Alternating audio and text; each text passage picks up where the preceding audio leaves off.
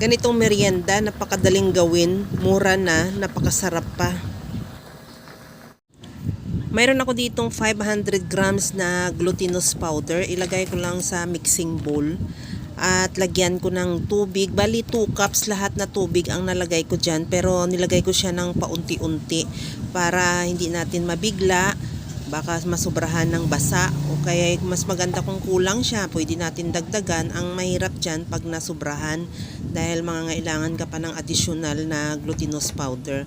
Pagka ganito na medyo mabigat na siya haluin ng spatula, kamayin na natin at ihalo natin na makuha lang natin yung tamang consistency ng dough. Kagaya nito, yung hindi siya basa, hindi rin siya tuyo. At pagkatapos yan, gamitan ko lang ng 1 tablespoon na scoop at magbilog at i-flatten lang ng bahagya at ituloy lang natin sa bilog hanggang sa maubos natin yung ating dough. Ito lahat yung nagawa ko. Nagpainit na ako ng tubig sa kaldero at ilagay na natin yung nagawa nating palitaw. Antayin lang natin yan na lumutang. Pagka lumutang yan, ibig sabihin luto na. Tanggalin muna natin din sa kawali o sa kaldero at ilipat ulit sa bowl at i-set aside muna.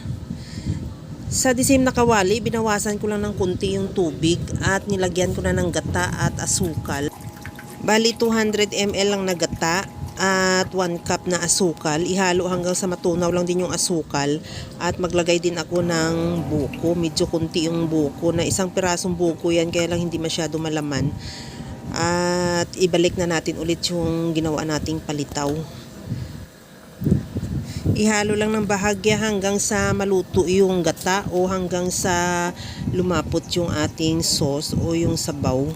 At okay na yan, ready to serve na. Kaya mga kalasa, kung nagustuhan mo yung ating video, please like na lang at pakishare na rin sa inyong mga friends. At kung bago ka pa lang sa aking channel, subscribe na at i-click mo na rin ang bell button para sa mga notification. Okay na to, ready to serve na yung ating napakasarap na palitaw sa gata. Hanggang sa muli mga kalasa, thank you for watching. Bye-bye!